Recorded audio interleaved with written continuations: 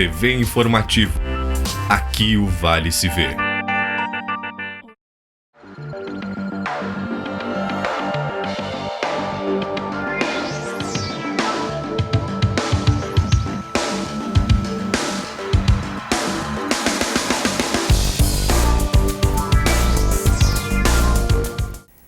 Olá, nesta quinta-feira começa a Estrela Multifeira. Este e outros assuntos você confere a partir de agora no Redação Informativo.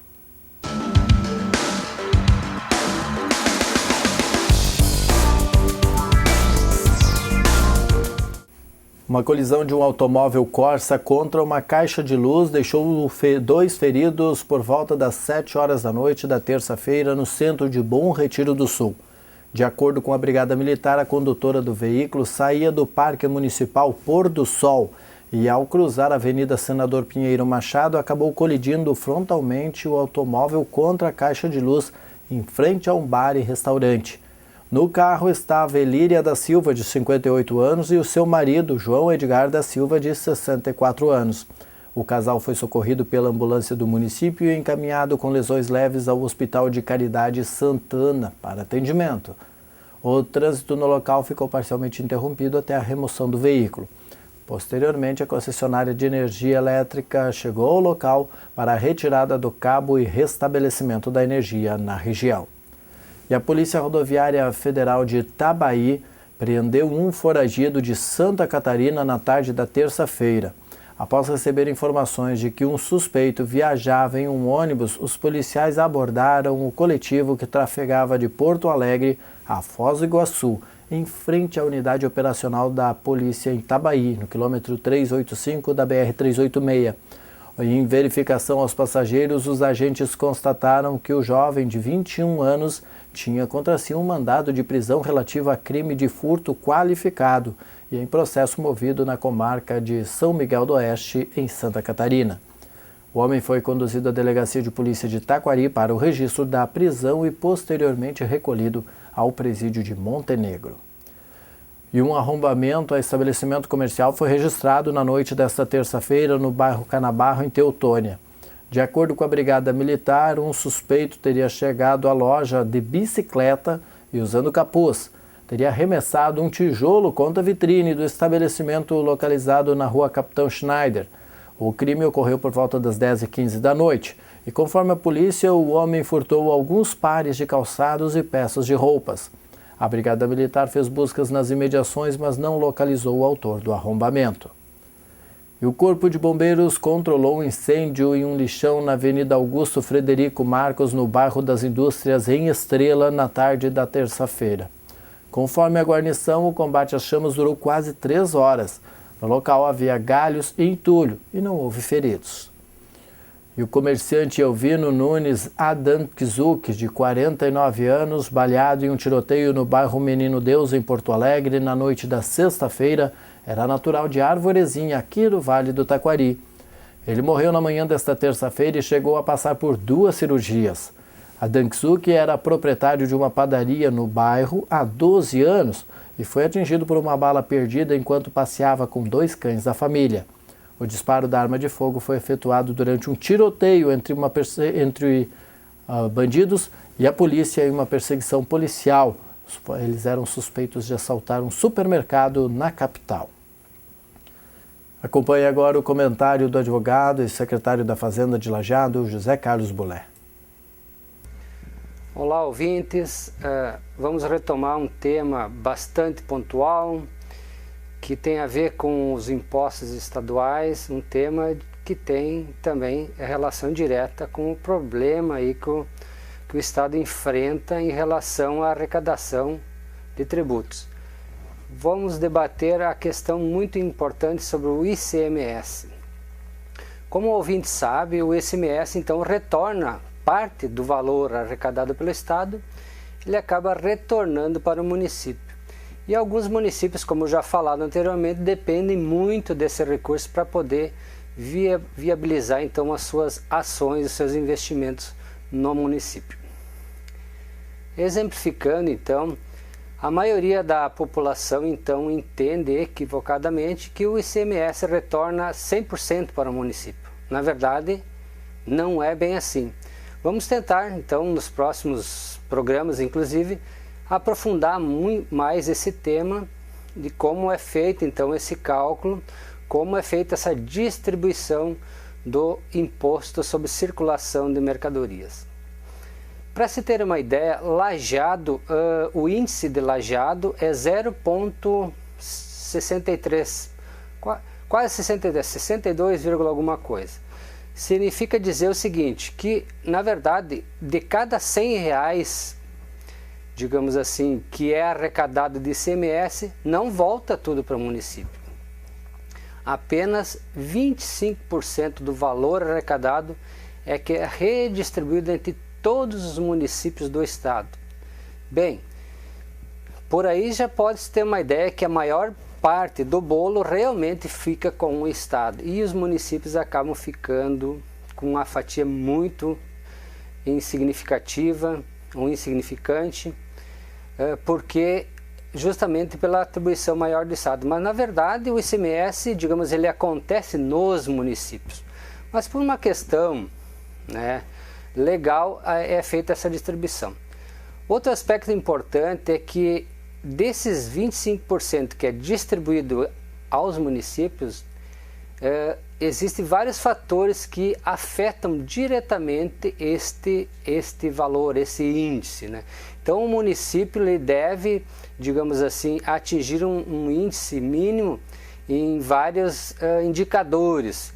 Por exemplo, só para exemplificar, a população do município é um indicador, a área da cidade também é outro indicador, e assim tem vários que eu vou citar oportunamente, vários outros indicadores que compõem então esse índice de retorno.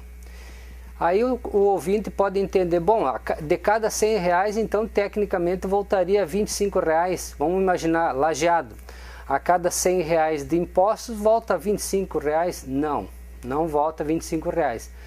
A grosso modo voltaria no máximo 0,10%, mas como na verdade o valor que volta é só 25%, evidentemente desse valor acaba voltando um valor muito, digamos assim, inexpressivo no montante total arrecadado. Mas essa arrecadação de ICMS é importantíssima para exemplificar. Lajeado está previsto no orçamento do município um retorno de ICMS na ordem de 43 milhões.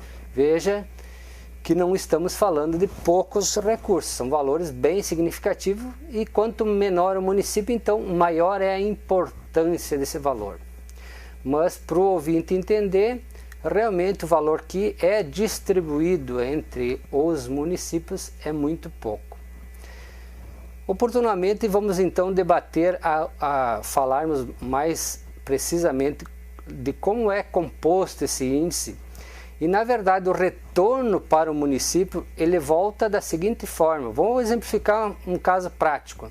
Supondo que um lojista comprou uma mercadoria por R$200, né? Ele comprou da fábrica por R$200.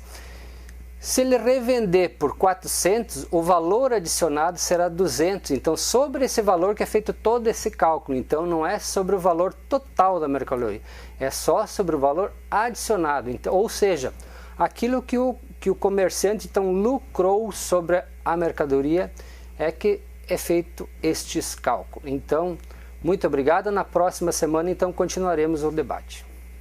Segundo dados da Organização Mundial da Saúde, a cada 40 segundos, uma pessoa atenta contra a própria vida no planeta. Em razão disso, a Associação Internacional de Prevenção ao Suicídio promove desde 2003 o Dia Mundial da Prevenção ao Suicídio, lembrado neste dia 10 de setembro. Lajeado aderiu a esta campanha e programa atividades para esta quinta-feira entre as 9 horas da manhã e as 4 horas da tarde. Serão 2 pontos de conscientização e auxílio no Largo da Prefeitura e em frente ao Hospital Bruno Bor, na Rua Júlio de Castilhos. Além da distribuição de materiais informativos, serão oferecidas ideias e estratégias para uma abordagem que reduza os riscos no atendimento a pessoas com indícios suicidas, como conduzir uma situação, para onde e quando encaminhar o tratamento, bem como o atendimento psicológico às famílias das vítimas. As atividades em alusão à campanha são organizadas pelo Comitê de Promoção à Vida, composto por profissionais de diversos serviços do município, como a Secretaria da Saúde, da Educação, Trabalho, Habitação e Assistência Social e o Hospital Bruno Born. O grupo foi criado há 3 anos e, segundo o Vladimir Schwingel, secretário da Saúde, é uma das políticas promovidas pelo governo municipal para enfrentar esta questão. E uma missão empresarial busca estreitar as relações entre a Nigéria e o Rio Grande do Sul. Veja com Thaisa Borges. Os governos do Rio Grande do Sul e da Nigéria têm investido esforços para estreitar ainda mais as relações. Na tarde desta terça-feira, o embaixador da Nigéria esteve reunido com o vice-governador José Paulo Cairoli no Palácio Piratini. O assunto tratado foi a missão empresarial multissetorial, que tem como objetivo facilitar o desenvolvimento de parcerias estratégicas entre empresas tanto públicas quanto privadas no Rio Grande do Sul e na Nigéria. Hoje o Rio Grande do Sul é responsável por 25% de tudo que o Brasil importa da Nigéria, é o Rio Grande do Sul que importa. Então, com isso, a Nigéria enxerga o Rio Grande do Sul como o principal estado da federação. Uma outra característica importante é que a Nigéria é o maior importador de arroz do mundo e o Rio Grande do Sul, o maior produtor de arroz das Américas. Então a gente vai casando interesses, nas mais variadas áreas. A missão será realizada entre os dias 10 e 18 de outubro. Produtores rurais do Rio Grande do Sul deverão participar da missão e conhecer de perto como funciona a economia africana. Os 5 anos da Feira do Produtor de Arroio do Meio foram comemorados em verdadeiro clima de festa, com direito a apresentações artísticas, degustações, feira de artesanato e uma variedade de mais de 50 produtos coloniais à venda, ofertadas pelas 15 famílias de produtores rurais atuantes na feira semanal. O evento foi realizado na Rua dos Eventos, que ficou lotada de clientes, amigos, autoridades, feirantes e simpatizantes da causa. Em breve cerimônia, o feirante Inácio Rames agradeceu em nome dos demais produtores, ressaltando o poder público e demais forças que se uniram para o retorno da feira. O produtor lembrou da qualidade dos produtos oferecidos, fazendo uma ressalva aos perigos da transgenia à sociedade. Representando os clientes, Darcy Schwarzer falou das vantagens da alimentação saudável. O prefeito Sidney Ecker relembrou a mobilização para o retorno da feira em 2009, quando alguns produtores estavam desacreditados do projeto. E a Previdência Social antecipa o 13º salário para 28 milhões de segurados. O pagamento será feito no dia 24 de setembro. Leandro Alarcon traz as informações.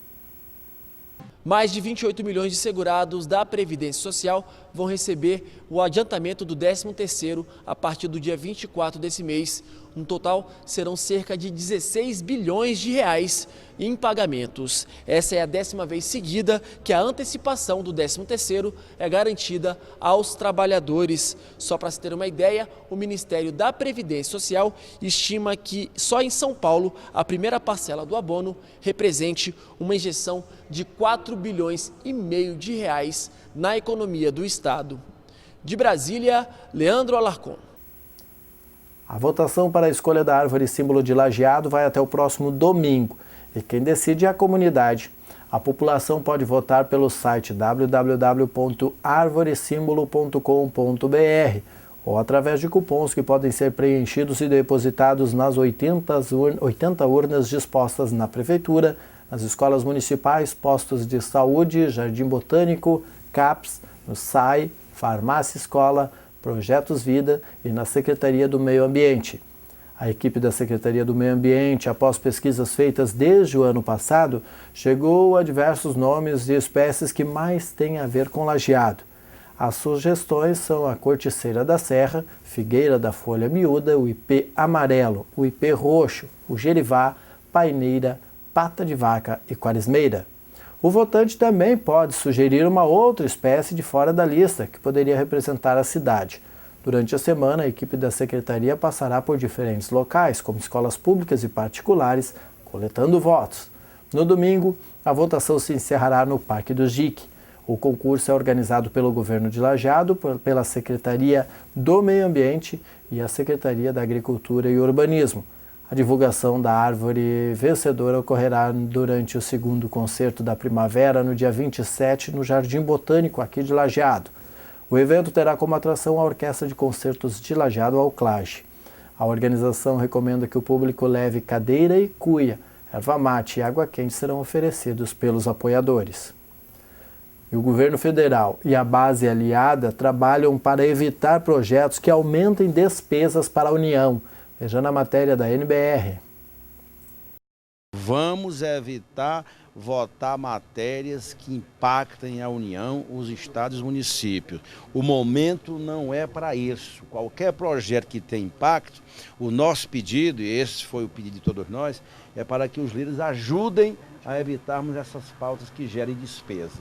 É o que o país não precisa no momento. O governo está discutindo com o Congresso, com a sociedade, com os empresários, com todo mundo, as alternativas. Nós não podemos botar com a mão e tirar com a outra. Calma, cautela, ajustar tudo para depois votarmos o orçamento de 2016 dentro da realidade econômica do país. Se discute um orçamento que a princípio é deficitário, onde você precisa encontrar pontos onde pode ser cortado despesas e pontos onde pode ser melhorada a receita. Então, eu creio que enquanto medidas que podem aumentar, ter impacto fiscal, não devem ser apreciadas pelo Congresso até que se discuta o orçamento, até que a gente saiba o tamanho do orçamento que nós vamos ter para o ano que vem. A Secretaria da Saúde e Assistência Social de Travesseiro está em plena organização da 22ª Festa Municipal do Idoso. Neste ano será realizada no dia 25 de setembro, no Salão da Comunidade São João. Muitos preparativos estão sendo organizados para tornar este dia muito alegre e divertido. A programação da festa começa com a recepção às 9h45, tem culto ecumênico às 10h15, solenidade oficial de abertura da festa às 10h45. Em seguida tem o almoço, o baile e às 16h o encerramento. Caso alguém ainda não esteja inscrito, deve comparecer no CRAS para fazer a sua inscrição. Um dos lembretes muito importantes para o dia da festa é não esquecer a ficha do almoço. Terá ônibus à disposição de todos os travesseirenses e a saída nas comunidades será às 9h. Confira agora mais notícias da região com o repórter Alício de Assunção. Os planos municipais de saneamento básico dos municípios integrantes do CIPAI G8 têm novas etapas em andamento. Durante o mês de setembro, estarão sendo realizadas reuniões públicas com o objetivo de apresentar à população dos 8 municípios o relatório dos programas, projetos e ações para alcance do cenário de referência. Nessa fase, serão apresentados os programas do governo municipal, que contemplam soluções práticas e ações para alcançar os objetivos que contabilizem com o crescimento econômico, a sustentabilidade ambiental e a equidade social. Nesse relatório serão expostas as atuações do poder público, assim como das entidades e empresas responsáveis pela administração do abastecimento de água, esgotamento sanitário, manejo de águas pluviais e manejo dos resíduos sólidos. As reuniões ocorrem em Cruzeiro do Sul, Marques de Souza, Sério, Forquetinha, Canudos do Vale, Boqueirão do Leão, Progresso e Santa Clara do Sul. Com o objetivo de debater alternativas de cooperação e crescimento no segmento do turismo local, cerca de 35 pessoas participaram recentemente da segunda edição do Conversando sobre o Turismo, realizado na Casa do Museu em Arroio do Meio. Coordenado pela dirigente cultural Angélica de Fenthaler, o encontro contou com a presença de representantes do Poder Público, a Associação dos Municípios de Turismo da Região dos Vales, a Anturvales, entidades sociais e culturais, comércio, setores de transporte e hotelaria e empreendedores e projetos turísticos locais e regionais. Na oportunidade, foi apresentado o projeto de decoração natalina proposto para Arroio do Meio pela Câmara de Dirigentes Lojistas sob o slogan Presenteie com Amor. Também a professora Dulce Zimmer, coordenadora da comitiva de jovens intercambistas arroibenses que estiveram recentemente em Bopar, na Alemanha, relatou, através de fotos e depoimentos, o resumo da viagem realizada à cidade Coimbra. O encontro seguiu ainda com a explanação dos empreendedores do setor turístico, que falaram dos seus projetos em andamento, incluindo espaços e eventos já consagrados, como o roteiro Caminhos da Forqueta, Galpão da Integração, Centro de Lazer Arroio Grande, Pesque Pague e Passeios da Colônia e eventos locais. O próximo encontro ocorre em 29 de setembro.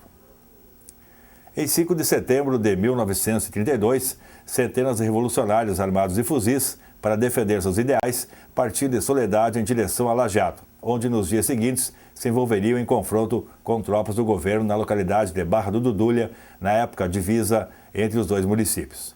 Agora, passados 83 anos, um grupo de caminhantes, integrantes do projeto Passeios da Colônia, armados com máquinas fotográficas para registrar as belezas naturais da região, percorreram no final de semana 42 quilômetros por estradas entre Fontoura Xavier e Pouso Novo, utilizando os caminhos utilizados pelos combatentes. O episódio, conhecido como Combate do Fão, que integrou a Revolução Constitucionalista de 1932, foi lembrado no cemitério de Barra do Dudulha, em solenidade acompanhado por autoridades, caminhantes e a professora e historiadora Janaíne Trombini, formada em licenciatura em História pela Univates, que lançou a obra O Combate do Fão. No cemitério, onde estão sepultados 6 combatentes, também foi plantado um ipê roxo para assinalar a data.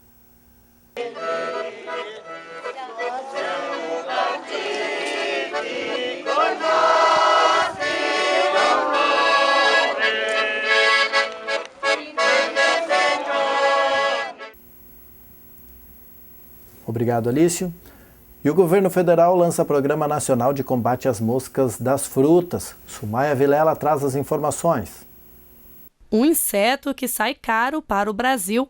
No país, que é o terceiro maior produtor de frutas do mundo, as moscas das frutas causam um prejuízo de 120 milhões de dólares por ano, o que equivale a mais de 450 milhões de reais. É que a mosca usa os frutos para se reproduzir. A larva é colocada no interior deles e, para crescer, ela vai comendo e apodrecendo toda a polpa. A praga ataca plantações como esta, localizada em Braslândia, no Distrito Federal. São 8 hectares de cultivo de goiaba, que produzem 10 mil caixas de frutas por ano, capacidade que é reduzida por causa do inseto. A plantação da família Bispo todo ano sofre com a mosca da fruta. A perda em média é de 20%, mas já chegou à metade da produção. A fruta, quando é atacada pela mosca, fica assim, toda machucada. Jeremias, é possível vender essa fruta no mercado? Não, essa fruta ela não tem comércio para ela por se tratar de uma fruta toda ferroada pela mosca das frutas. Então a fruta desejável é essa verde que tem uma aparência mais desejável. Essa doente com o ferrão, ela vai cair no chão e vai ficar descartada para o comércio, por se tratar de uma fruta com larva dentro, indesejável para qualquer consumidor. Essa é a luta do agricultor hoje, manter uma fruta com padrão para o comércio. Para controlar a praga, foi lançado nesta terça-feira o Programa Nacional de Combate às Moscas das Frutas. Ele cria uma estrutura de vigilância sanitária específica para esse fim, com certificados de áreas livres do inseto, além de capacitar produtores e investir em tecnologias de prevenção. Nós temos que dar capacitação porque esse trabalho é preventivo. Então, um dos pontos importantes para a proliferação da mosca é pomar sujo. Normalmente um produtor grande, não em tamanho de terra, mas um produtor mais profissionalizado, mais tecnificado, ele sabe do risco e mantém o seu pomar limpo. Mas nós temos alguns pomares que não são ainda profissionais, que são de fundo do quintal e que não têm a mesma preciosidade na limpeza dos pomares. E isso vai fazendo com que as moscas se proliferem. Como as moscas se adaptam aos produtos químicos usados nas plantações, o governo vai apostar em métodos alternativos para fechar o cerco ao inseto. Para desenvolver essas tecnologias, foram criados 2 centros de pesquisa ligados à Embrapa, a empresa brasileira de pesquisa agropecuária. Um deles já está funcionando como uma biofábrica, que usa a própria mosca como remédio para a praga. Com a inauguração das biofábricas, o que nós estamos fazendo? Produzindo insetos estéreis, que soltos no ambiente suprimem a população dos insetos férteis, deprimindo então a população da praga, sem a necessidade, por exemplo, da aplicação só de químicos. As ações contra o inseto vão se concentrar especialmente em 3 regiões, baseado na ocorrência de 4 tipos de mosca: no sul do Brasil, no Vale do São Francisco e também no norte do país, onde o objetivo é impedir a entrada de uma mosca que ainda não existe por aqui. Uma 5ª espécie que ocorre em algumas regiões do país também deve ser erradicada com o programa, a mosca da carambola. Para as outras, o objetivo é controlar a população do inseto para se adequar aos níveis aceitáveis por organizações internacionais. O investimento no programa é de R$ 128 milhões até 2018. Assim, o governo espera diminuir os custos das frutas tanto para a produção como para o consumo, que atualmente é quase todo interno. Outro objetivo é ajudar os produtores brasileiros a conquistar o mercado internacional. Nós temos que combater para também, além do consumo interno, a gente ainda ter a perspectiva de exportar frutas para esse mundo afora. Em reunião realizada nesta quarta-feira no auditório da Secretaria de Cultura e Turismo, o Conselho Municipal de Segurança Pública de Lajeado definiu pela formação de uma comissão que vai trabalhar na elaboração do plano de aplicação dos recursos para a segurança pública. A comissão é formada por representantes da Brigada Militar, Polícia Civil, Defesa Civil, SUSEP, IGP, Corpo de Bombeiros, Câmara de Vereadores e Secretaria de Segurança Pública e Cidadania. A intenção é compilar dados reais da segurança do município, incluindo registros de ocorrências, quantidade de efetivo policial e de traçar ações que façam com que os policiais civis e militares permaneçam em Lajeado. E o Brasil lidera o acolhimento a refugiados sírios aqui na América Latina. Veja com João Pedro Neto. Esta família síria da capital Damasco está no Brasil há mais de um ano. Para chegar até aqui, enfrentou vários desafios e um caminho longo até São Paulo.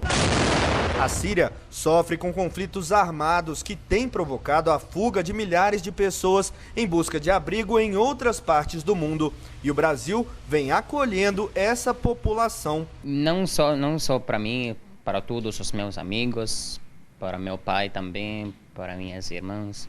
Fica muito perigoso, então pela essa causa, minha família decide que tem que sair da Síria.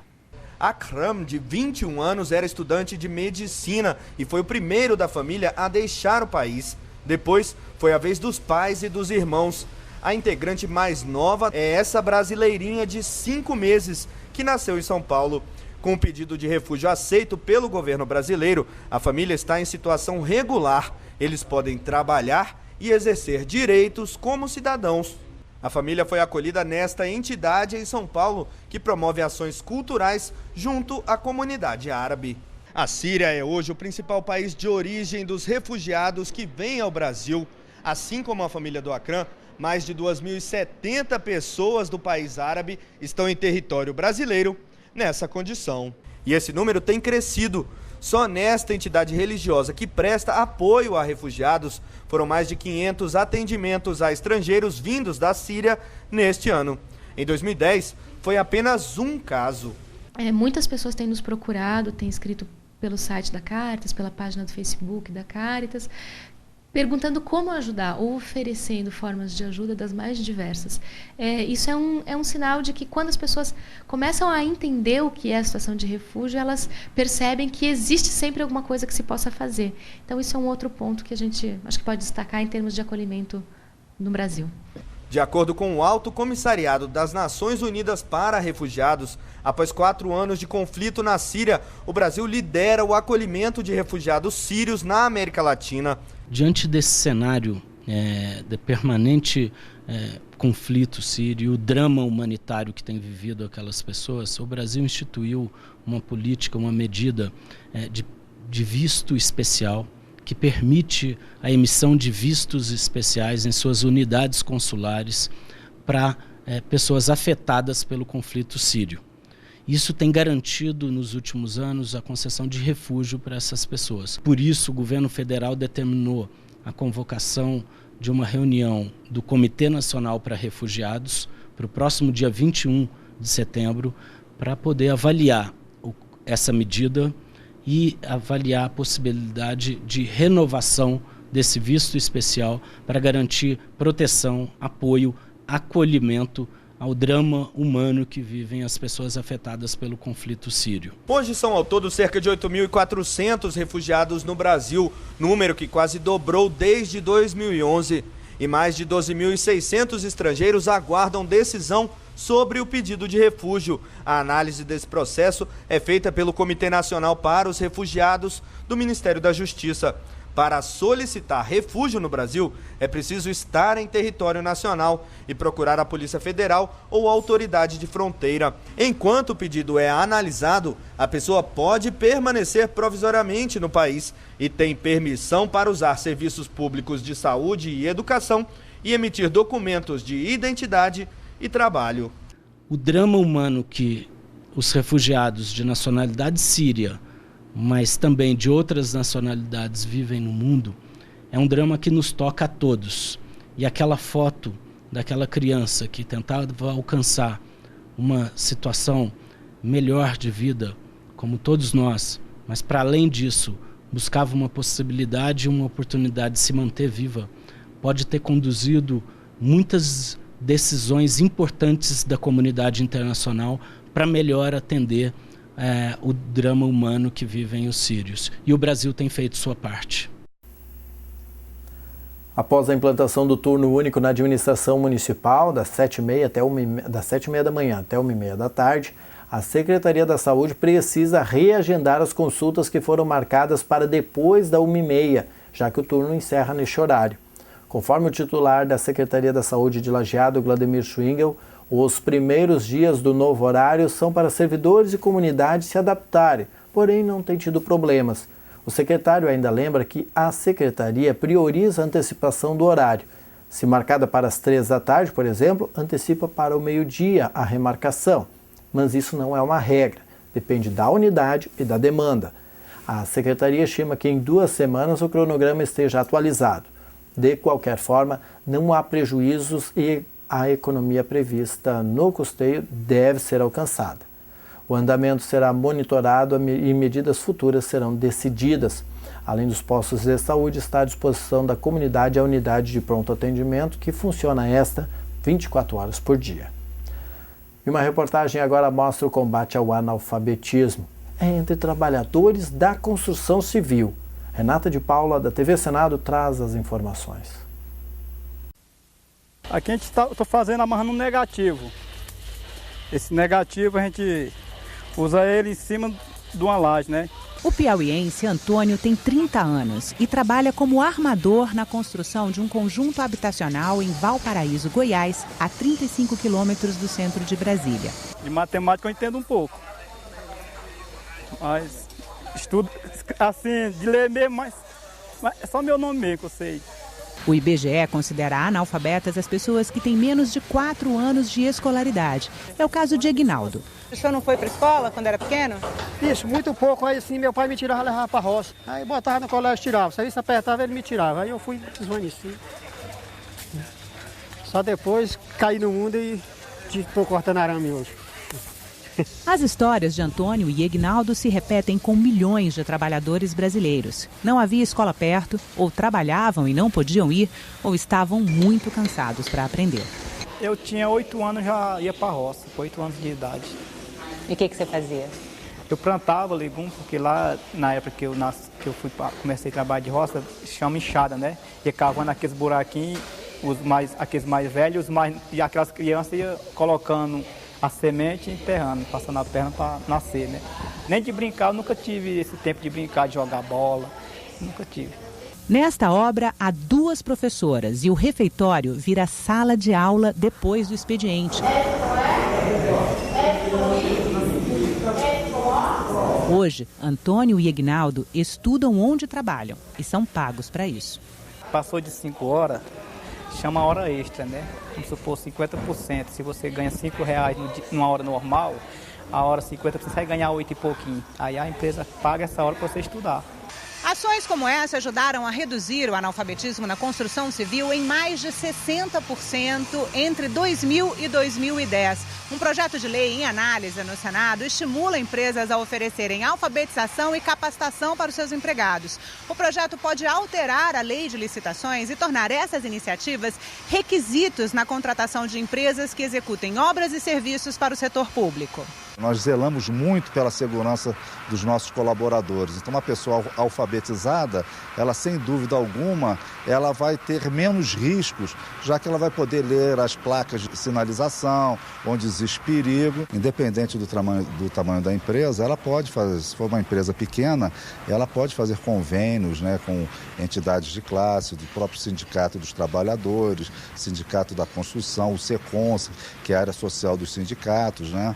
Então, acho que é uma iniciativa muito importante. É uma oportunidade. De repente, ali no local de trabalho, ele tem esse estímulo através do colega que está fazendo.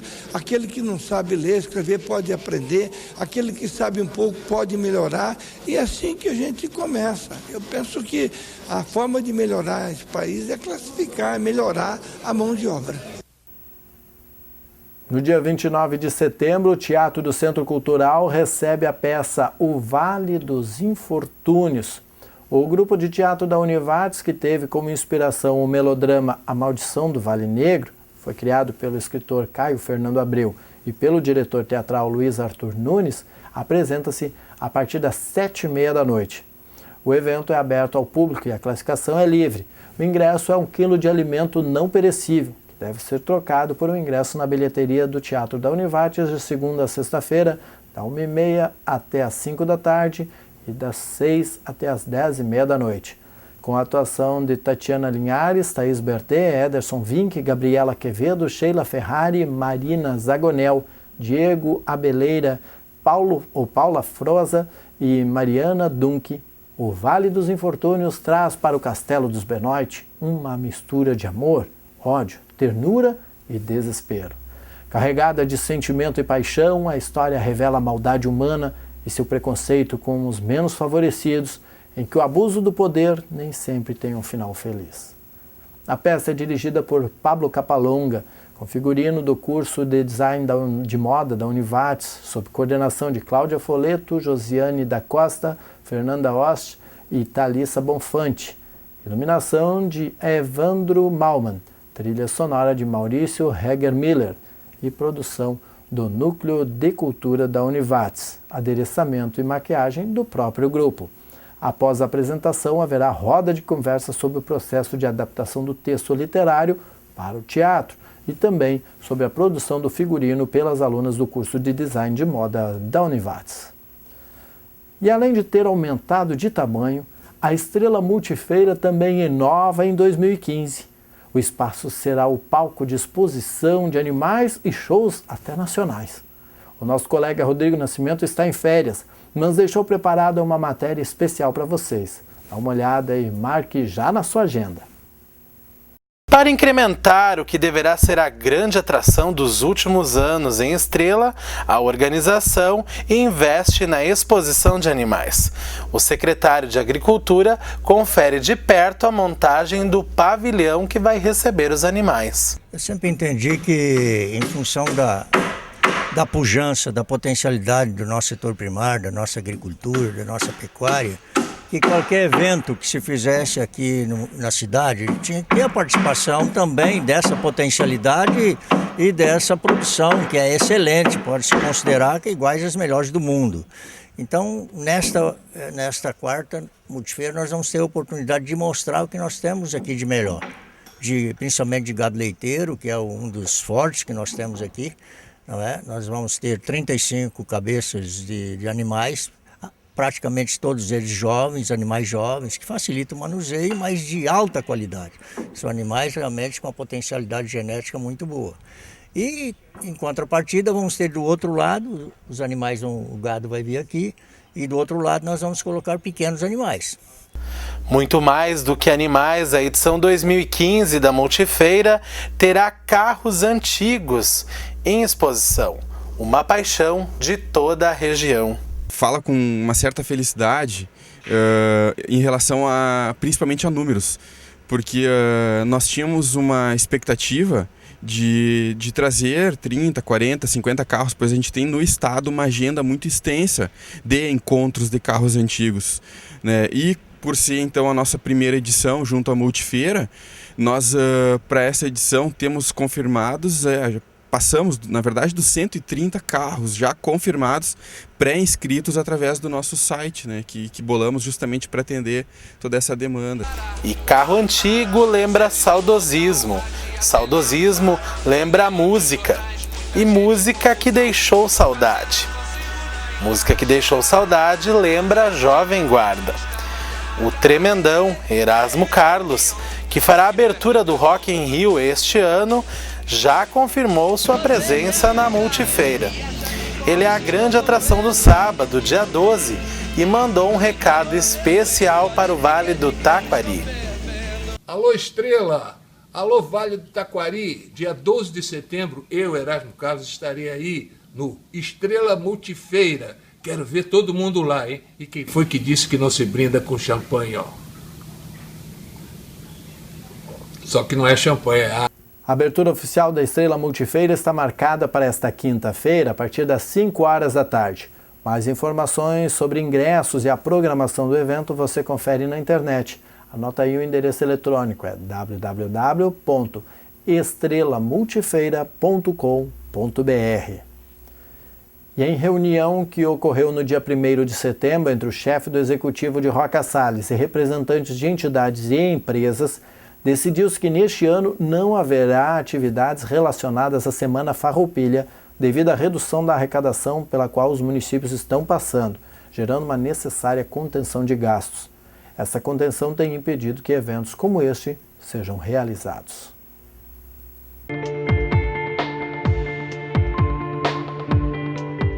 Nesta quinta-feira, de acordo com o Centro de Informações Hidrometeorológicas da Univates, haverá aumento da nebulosidade com pancadas de chuva. A temperatura varia da mínima de 13 até a máxima de 23 graus. Na sexta-feira, tem redução da nebulosidade com gradual melhora do tempo. Os termômetros caem. A mínima será de 7 graus e a máxima 16. E no sábado, dia da festa fantasia, a previsão é de sol com nebulosidade variável. A mínima será de apenas 4 graus e a máxima não passa dos 16.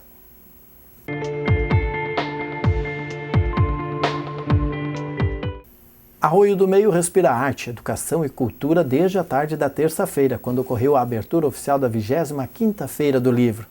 O evento vai muito além do clube esportivo, onde mais de 30 mil livros estão à disposição da comunidade, distribuídos em 20 bancas. A Praça Flores da Cunha está mais colorida e movimentada do que de costume. No local, estão expostos trabalhos da Mostra Pedagógica da Educação Infantil, produzidos pelas turmas infantis das escolas comunitárias e de ensino fundamental.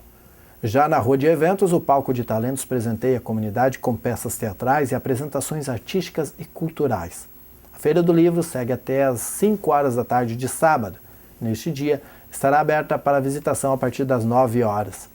Às 2h30 haverá a apresentação da peça teatral A Menina que Falava Palavrões, do grupo Foi-se a Cena. Logo após, às 3 horas, o grupo Circus Kiko Decker apresenta a peça La Combita. Antes disso, na quinta-feira, o horário da feira será estendido até às 9h30 da noite, com palestra show de Giovanni Machello às 7 horas. Além de livros, apresentações e mostra, a Feira do Livro conta ainda com a exposição na Casa do Museu e ações como Leitura na Praça, com pontos de leitura e interação à disposição dos leitores na Praça Flores da Cunha e Rua de Eventos. Tem o escritor presente, com palestras do escritor Caio Ritter para os alunos dos anos finais e ensino médio, entre outros. E o desejo de viajar para destinos nacionais é o mais alto dos últimos 5 anos. Veja com Leandro Alarcon. 78% dos brasileiros que pensam em viajar têm como intenção conhecer destinos nacionais. Esse número é o maior dos últimos 5 anos. O levantamento foi feito pelo Ministério do Turismo, que todos os meses divulga o boletim de intenção de viagem. Ainda segundo esse boletim, 77% dos brasileiros que pensam em viajar têm até 35 anos de idade. Todas as informações sobre esse assunto estão disponíveis na página do Ministério do Turismo na internet. De Brasília, Leandro Alarcon. Aos que ainda não garantiram seu lugar na maior festa temática do sul do país, restam poucas oportunidades. Os ingressos para a Festa Fantasia de Lajeado estão no último lote. no valor de R$ 195. O ingresso te dá direito à noite toda open bar de chopp, espumante, caipirinha, água e refrigerante, seguido de gastronomia free, de pizzas, espetinhos, cachorro-quente, entre outros doces e salgados. A 25ª Festa Fantasia, edição que promete ser histórica, ocorre neste sábado, dia 12, no Clube Tiricaça, em Lajeado. No line-up, 18 DJs e 2 bandas prometem agitar em 4 diferentes pistas. Tem a pista principal, a pista lounge, a pista sertanejo universitário e a hip-hop funk. Dentre os destaques tem o DJ Tubarão, figura carimbada nos melhores eventos de funk do país, e o projeto Felguk, que já agitou os principais festivais do mundo, sendo um deles o famoso Tomorrowland. O último lote de ingressos da Festa Fantasia, por R$ 195, pode ser comprado pela internet e parcelado em até 6 vezes. A venda online e relação de pontos de venda pelo www.festafantasia.com.br. Mais informações pelo contato @festafantasia.com.br. A edição histórica da Festa Fantasia tem a apresentação da Pertê Alimentos, com patrocínio da Heineken, Coca-Cola, Docile e Sicredi Touch. Apoio da Chili Beans, Burn, Dúlios, Vinícola Aurora, Postos Facina e Sorvetes Gemelli, além da divulgação da Tropical FM e do jornal O Informativo do Vale. Este foi o Redação Informativo desta quarta-feira, dia 9 de setembro. Na sequência vem o Papo de Boleiro. Nós voltamos em edição inédita na quinta-feira, às 6h30 da tarde. A nossa programação você acompanha também no www.tvinformativo.com.br.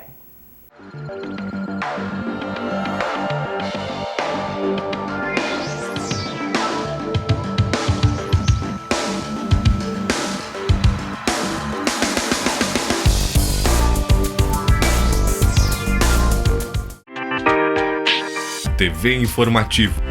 Aqui o Vale se vê.